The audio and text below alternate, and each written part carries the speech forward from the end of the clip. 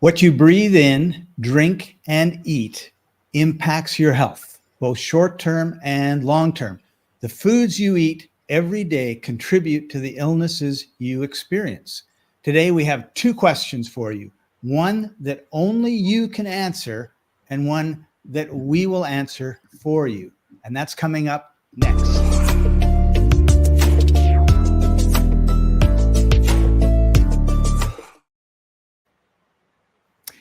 Hey everybody, I'm Scott Paton and he's Martin Pytela, the health coach at Life Enthusiast. Welcome. This is the Life Enthusiast online radio and TV network, restoring vitality to you and the planet.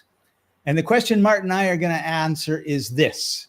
What are the six worst foods you can eat? The question you have to answer is, what are you going to do about it? All right. So before we get into the foods, Martin, and of course, the big problem that a lot of people have is digestive problems, even if they don't think they have digestive problems. So we're going to be talking about the symptoms of gut inflammation. So what would some of those be for some people? The symptoms? Yeah. Like, how would you know if you've got inflammation in your gut?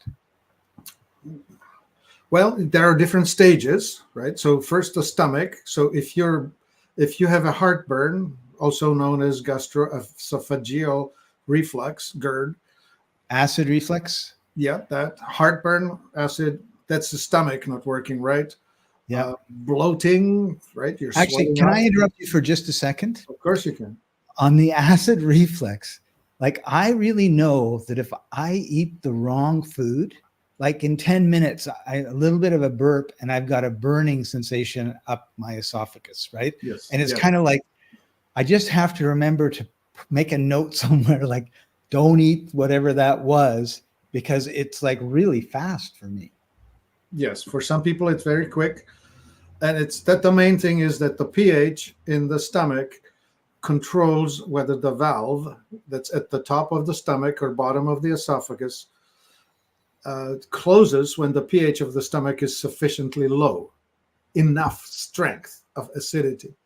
And if that acidity is somehow disrupted, the valve stays open and it starts burping gas up toward your mouth. Right. Yeah. So would diarrhea or constipation be? Well, of course, that's further down, right? So if you have a problem in the small intestine, you will be swelling up, especially around the belly button. Like you could wake up with a flat belly and you will go to bed looking 6 months pregnant. Right. Diarrhea and constipation are either too fast or too slow of the movement of the food through the digestive and eliminative tracts. Cool. So of course we left the stomach too early because there's nausea and vomiting. Right. Your body, when it wants to reject something that you put into it, it will say, get it out of here. And if it catches it early enough, you start throwing up. And if it doesn't catch it soon enough, then you will be throwing up and having diarrhea, right? Open wide, let it come out. This does not belong here. Right. And so I guess we need an attitude adjustment about some of these things, right? Like it's, oh, I'm really sick, I'm throwing up, or I'm really sick, I'm constipated. It should be, my body is reacting to something I did in a way that's telling me I shouldn't be doing this anymore. Because it's like the drunk who gets drunk every night and throws up, right? It's like, oh, yeah. I don't know why I'm throwing up. Yeah, alcohol poisoning, your body's trying to avoid it by throwing it up. Right. Okay, so, and then a lot of people have abdominal pain or cramping. Right, so it often would be something like a bacterial infection. Like if somebody who's preparing your food doesn't wash their hands after they've gone to the washroom, you may end up with E. coli or something like that in your veggies. And when they get into your body, it's the wrong location.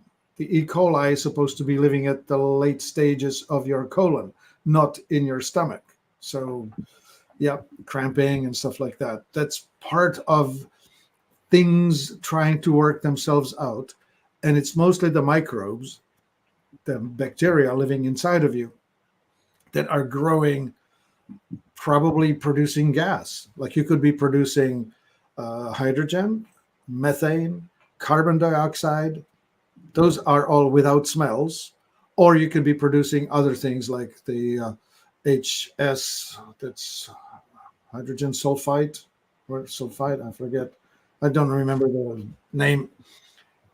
Or the smelly ones like the mercaptans and the cadaverine and putrescine and whatever. So to say this, if your flatulence is really smelly, you have a problem digesting proteins. If it's sort of smelly, it's mostly fats. If you're having flatulence and it doesn't smell like much of anything, that's probably carbon dioxide or methane, and that's usually related to carbohydrate digestion problems. So, Martin, should we be farting once in a while, or is the It's goal? common. It's totally normal to be producing gas, because the bacteria or the fungus in your body will consume what you put in there, and gas is part of it. Right. So yeah, so it's not. So we don't want everyone thinking, "Oh my God, I farted yesterday. I've got, I'm about to die." Well, if it's smelly, you have a problem. It should not be happening. If it's a lot, then the bacteria that you have brought into the system are digesting whatever's left over in there. Like I can do it to myself today. I eat some sauerkraut that has been not cooked, loaded with the lactobacillus bacteria, and I promise you, I'll have flatulence. It'll just be a lot. Cool. So sometimes people have bloody or unusual stools. Okay, so now we're having a problem in the colon, right? So if you're crampy, if you're tightening, so the stuff coming out of you will look like pencils, the thickness of your finger. It should be coming out the thickness of the banana. Right. An unusual stool. So if it's too runny, looks like porridge, then it's moving through you too fast. It's not extracting enough water. If, on the other hand, it's coming out of you like pellets, like rabbit or deer poop, then that's too much water extracted. You're constipated. Right. Now, if you see blood, if it's really red blood, it's probably just at the last stage of the tract. So you might have a hemorrhoid that's broken or some kind of a break in the tissue. If it's black, digested blood, that's probably some polyps further up in the colon that are bleeding. Right. Cool. All right. So let's talk a little bit about non-gut related symptoms. So if you've got some inflammation going on, you're eating the wrong foods, there are some, like a lot of times people talk about, well, I got no energy. I'm fatigued all the time. And that may be that you're eating the wrong things. Right. This will be associated with pH balance. Well, what I should say is this. Leaky gut also creates leaky brain and also creates leaky or substandard immune system. It's all connected. This is a three-sided problem. If you've messed up your gut, you will also hear about it in how well your brain works, and you will also hear about it how well your immune system works. So if you're having brain fog or inability to concentrate or process thoughts, you have caused leaky gut, which caused your leaky brain. I like that way of putting it, leaky brain. Yeah. And if you're not sleeping well and you've got night sweats. Okay, sleep problems. Yeah, that's yeah, now we're talking about dysregulation at a greater stage. Not only have we affected the gut itself, but we have now affected the liver. And your liver is keeping you awake and not processing your hormones correctly and giving you all manner of endocrine troubles. Yeah, yeah. If it's 2 o'clock in the morning and you've drenched your bed, I can tell you from experience, you have a liver problem. Yeah. Don't do that, right? And Yeah. then if you have skin issues, psoriasis, acne coming up, then that's probably because These are you've now got, chronic problems, right? Like acne is mostly liver related, psoriasis is mostly small intestine related, and dermatitis is definitely small intestine. What's happening here now is that the microbes in the gut are not able to process what you're putting in there, and you have under digested pieces of food leaking into the bloodstream. It's creating an inflammatory response in the body. right. And And PCOS is one of those in women. That stands for something ovarian syndrome. What the heck does it stand for? Polycystic ovarian syndrome. Poly as in many, cystic as in cysts, ovarian cysts on the ovaries. The reproductive system is in a mess, and it is related to how you're eating, what you're eating. right. And when we were preparing for today, we had a bunch of other causes of gut inflammation we were going to talk about. And but unfortunately, we've only got 15 minutes left to talk about the 6 worst foods. And so we're going to save that for when we go on Telegram. So this is before we get into the 6 foods. Just want to tell everybody we're going to be putting this link in all of the descriptions and in the comments, so you can go there if you don't know. It's www.t.me/life&co. And that's where we're going to be going, because unfortunately on this platform, whichever one you're listening to us on, we get censored. And if we say what we really think, then we're going to get banned and kicked off, and we don't want to do that. So at the top of the hour, we switch from here to Telegram. You can join us there, ask any questions that you want, and we're going to be telling you exactly what we think. Yeah. And I would encourage you to go and join Telegram and invite all of your friends to join it too. It's one of those platforms that is established in a free country in Dubai, and it's operating outside of the reach of the large entities that want to limit your freedom of speech. So, right. Join us there. And that's in 15 minutes. And we had a comment from Stan. Hi, Stan. He's in Kenya. He and I had lunch together yesterday, actually. And then they went back to, I'm in Mombasa, and he went back home to Nairobi today. So in short, we should fast regularly, but not, no, we should fart regularly, but not a smelly fart. That's correct. That's right. Right. Cool. All right, Martin. So let's talk about our favorite processed food, because it's the one that at 8 o'clock every night, I am opening all the cupboards, knowing that it's not in there, but wishing that it was. And I can't stop. And that is processed sugar. Well, I want to say this. Lately, people have been calling it ultra processed foods. We used to call it the 5 white death foods: refined sugar, refined flour, refined salt, refined oil, and dairy, which is white anyway. Right. It's straightforward, right? Here's the problem.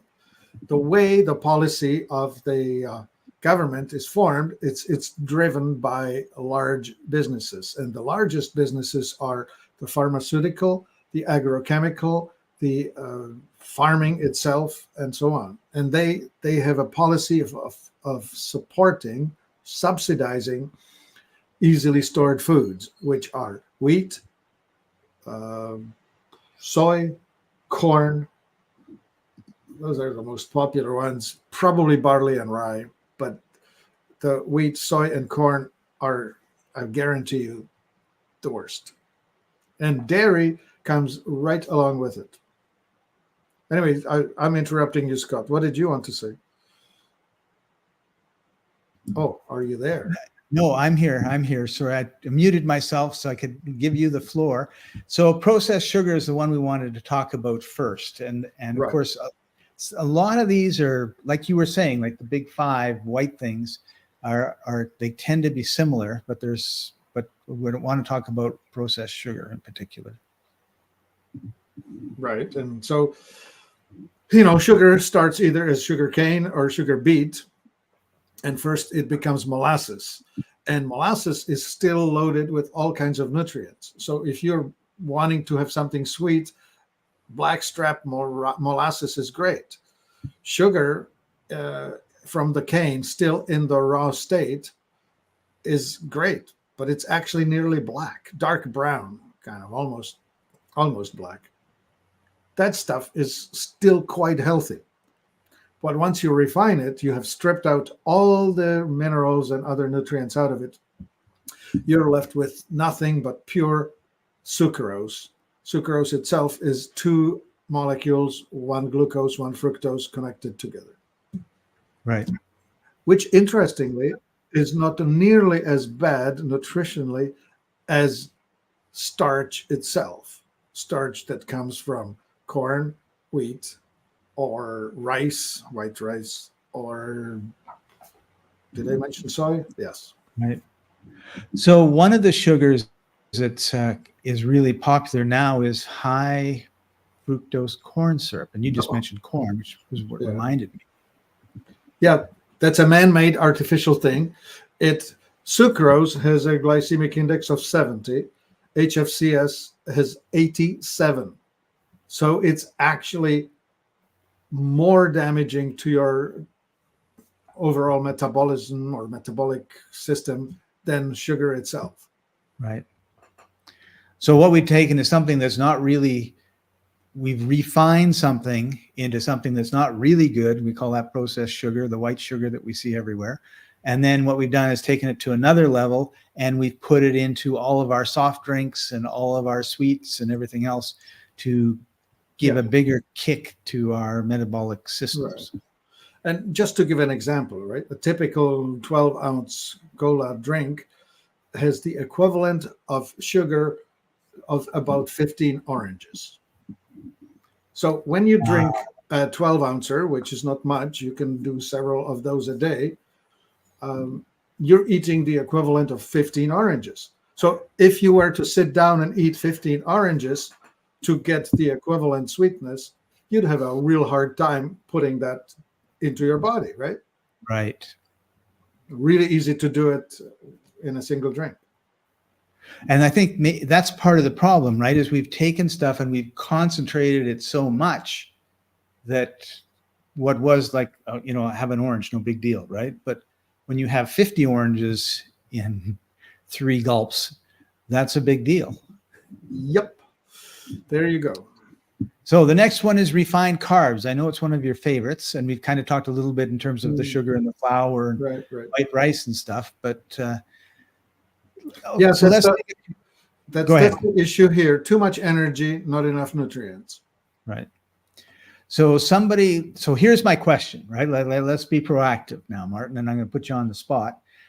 Refined carbs, let's say white bread is it's a refined carb, right? Yeah. So I want to have a sandwich. And let's say that I'm going to put everything okay in the sandwich. So that's not the issue. I have 2 slices of bread, and let's say I'm having sandwiches all the time. So those 2 slices add up, and it's not good for me. What would you do to replace that bread? Well, you can do a straight vegetarian. You can buy romaine lettuce. Those are lovely big leaves. You can take a leaf of romaine and you can lay on it some mayo and mustard and a slice of turkey breast and shredded carrot and chopped green onion and a bit of salt, maybe even some olive oil or some funny sauce, whatever you like. And you roll it up. And that leaf of lettuce becomes a cigar, or maybe more like a Vietnamese rice paper roll. Spring roll. Like that. Spring roll, right? Spring roll type of a thing. So, and you can eat that. Yeah, I've actually done that. That's a really good idea. So we have a question from Jock Ode. Hi, welcome to the show. What about steel cut oatmeal? So first of all, before we get into steel cut, oatmeal, that's a refined carb? Well, it's not as refined as white flour because it's the actual oats, right? So it's the whole grain. So it has the benefit of being whole grain, and it has the benefit of being oats, not straight wheat. Okay, But it's highly carby, right? So not everybody does well on high carb meals. right. So are you farting all the time? Are you constipated all the time? Are you too wet in your stool? Are you got acne all over the place and you're eating refined oats or steel cut oats 20 times a day? Maybe cut it back. Yeah. Or take a medical approach to it. Have your blood checked, and what is your HbA1c, which measures how your body's dealing with glucose and insulin.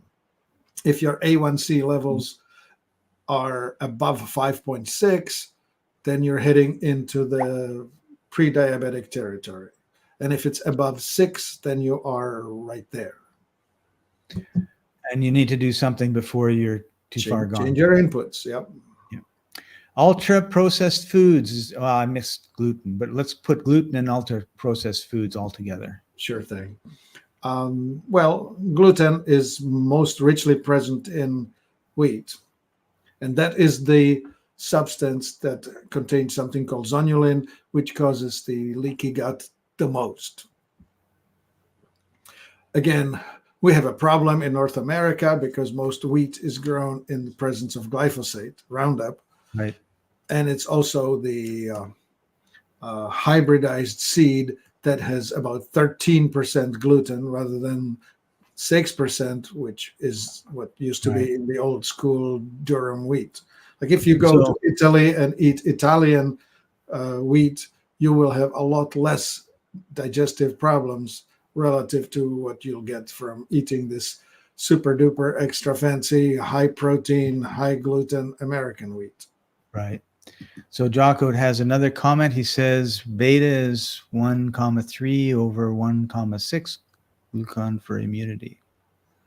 Well, he's talking about beta glucan, I think. 1,3 is the most recommended one. I have not studied up on it, so I can't really tell you much about it, but it's known that the beta glucans are found in the healthier foods. And yes, they are desirable. And it's given to people who have prostate problems, for example. Right. Okay, good. All right. So we actually only have 4 minutes left before we go over to our good friends at Telegram, which is www.t.me/lifeentco, LIFEENTCO. So Martin, we have processed vegetable oils and trans fats left. Okay, well, fats are a bad idea. Seed oils are too rich in omega-6s. They're too rich in unfriendly polyunsaturated oils. They will cause you a high intake of energy and low amount of nutrition. The healthier fats are either fruit oils like olive, avocado, palm, butter, and all the animal fats are fine. They are not causing you the problems that you will get from eating seed oils like soy or corn or something like that. Right. Okay, cool. So we covered a lot about the worst foods: processed sugar, refined carbs, gluten, ultra processed foods, vegetable oils, trans fats. Any comments on trans fats? Bad idea. It's the margarine. It's man-made fat. You take seed oils and you make them stiff. You make them solid at room temperature. There's a nutritional problem with it. It causes all manner of liver and guts and whatever else trouble. So you would say the butter versus margarine question has been answered? Yes, many times. Stick with butter. Yeah. I remember 45 years ago talking to one of my uncles, and we were discussing whether margarine was good or bad and butter was good and bad. Had no idea. Of course, we were just two lay people trying to figure something out that had no experience. Yeah, this. Yeah, sorry. I just clicked on the wrong thing here. That's me messing around. What are you trying to do? Nothing. I'm trying to figure out the technology. Don't focus on communication here. Yeah. All right. We've talked about all of this stuff. Time for you to take action. Only you can decide if you want to buy margarine or butter. Only you can decide if you want to eat things that have got high fructose corn syrup in them or not, whether you want to eat stuff that's got bread that is way different than it was 100 years ago, and if you want to take on the trans fats. We always emphasize to everybody that you're an individual, everyone's an individual. We have different ways that we react to different things, and that's why what Martin does is so important. And we make it easy for you to find out things, right? Because Martin is a life coach. You can contact him here at lifeenthusiast.com and set up a 15-minute chat with him, talk about your issues, whatever you want. He's going to give you the best advice you've ever gotten. And thank you. I'm leaving you for the other platform. See you there. See you there. So head over to Uncensored on Telegram. It's coming up next. www.t.me/life&co. And we'll see you there. Thanks for joining us, everybody. And we'll see you next week. Bye for now.